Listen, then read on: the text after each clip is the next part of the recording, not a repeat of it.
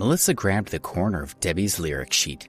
Startled, Debbie looked up and saw that Melissa and the other girls were now standing next to her. She was trying to practice, and she needed that sheet. So why was Melissa trying to take it? She froze for a moment before Melissa yelled, "Let go!" Debbie was so frightened that she trembled as she let go of the lyric sheet. She looked at Melissa with a hurt expression. Why was she being so mean to her? Her heart sank. Janice was very nice to Debbie, but Melissa and her friends didn't seem to like her. "Don't be so serious," Melissa said jokingly, as she dropped into a swivel chair. Katie and Olivia sat beside her, while Rita remained standing, looking at Debbie with a faint smile. "Hey, new girl, since you've joined our band, you have to follow our rules," Melissa sneered. "From now on, we're your superiors. I'm the boss. Olivia Taylor is second, Katie Jackson's third, and Rita Lopez over there is fourth. You're last. You should call me Miss Kennedy." "Yes, Miss Kennedy," Debbie said. Although she knew they were teasing her, she still did as they asked. She looked at Rita, who was fiddling with her guitar, and said, "Hello, Miss Lopez." "Just call me Rita. There is no such rule," Rita said plainly. Melissa glanced at Rita. She laughed, and the other girls joined in. She was quite proud of her joke, but Debbie was being very quiet, having been firmly put in her place. Debbie ignored their mockery. Right now, all she wanted to do was improve her singing, and she just wanted to be left alone to practice. She turned away. "Hey, new girl, did we say you could go?" Melissa asked with dissatisfaction. A scowl marred her beautiful face. "What do you want?" Debbie asked, also unhappily. She had called them by their surnames as they had wanted, but they were always calling her New Girl. They had no respect for her at all. "Haven't you seen the mess in this room?" Melissa asked. "Every new member needs to take a turn cleaning up, so you can do it now. Remember to clean everything on the table and to wash the floor properly." Rita stopped strumming her guitar and sighed. When she saw that Debbie had accepted Melissa's order and started cleaning, she shook her head and resumed playing. Debbie cleared the table, and then she swept the floor with a broom before wiping it with a mop. She was very good at these things. Before she had come to college, she had often helped her mother with tasks like these. She had just finished cleaning the floor when Olivia and Katie walked over it on their way to the door, leaving 2 rows of black footprints. Debbie glanced at the 2 of them as they wandered off, talking and laughing. She didn't say anything but simply wiped away their footprints. When she had finally finished, she was about to put away the mop when Katie and Olivia came back with a few bags of snacks.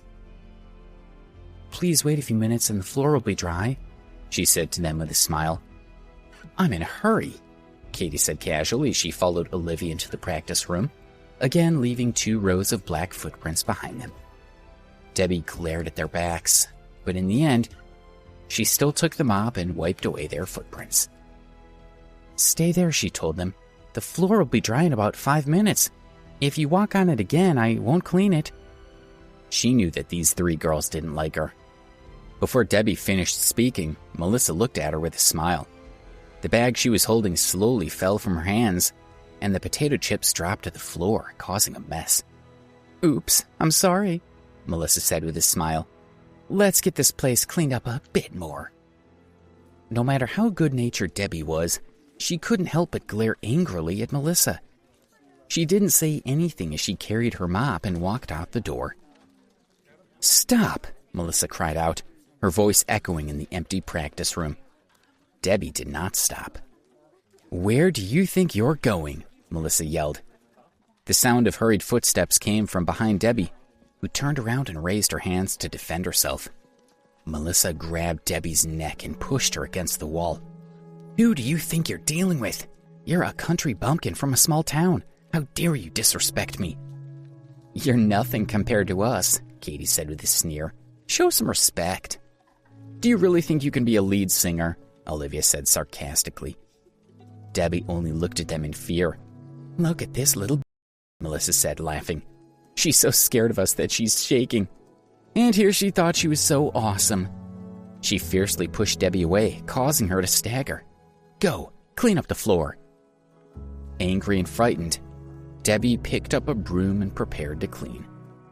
"Look, Melissa," Olivia said, "she'll do whatever she's told. She'll be easy to control in the future." "That's right, who cares if she sings well?" Katie joined in. "But we won't be able to beat her if she becomes the lead singer."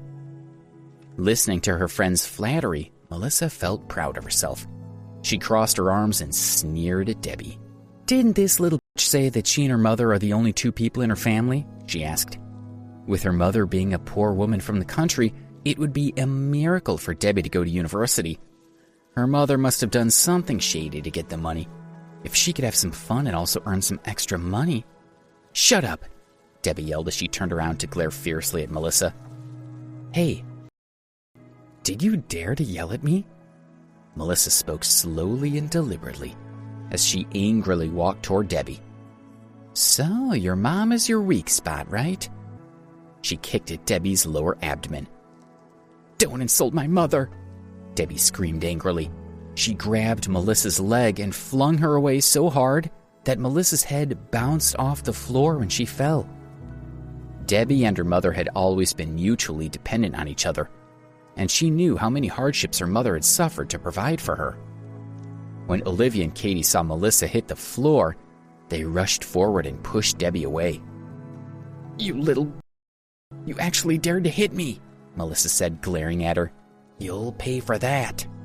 She rubbed at her head as Katie and Olivia helped her up. "Hit her," she ordered. The girls rushed at Debbie to beat her up. Debbie was too weak to fight back. She could only kneel on the ground, hugging her head to protect it. Blows rained down on her shoulders. Katie kicked her to the floor. "Enough!" Rita pushed Melissa and the other girls, who were punching and kicking Debbie as hard as they could. "Mind your own business," Melissa said, glaring at Rita. "You guys are being too loud. I need some peace and quiet," Rita said, looking at Melissa. "Then get lost," Melissa said, exasperated. "If it's too noisy here, then go somewhere else." "Do you want me to call Janice?" Rita took out her phone and shook it at her. "You..." Melissa stared angrily at Rita. If Janice found out about this, then they would be in trouble.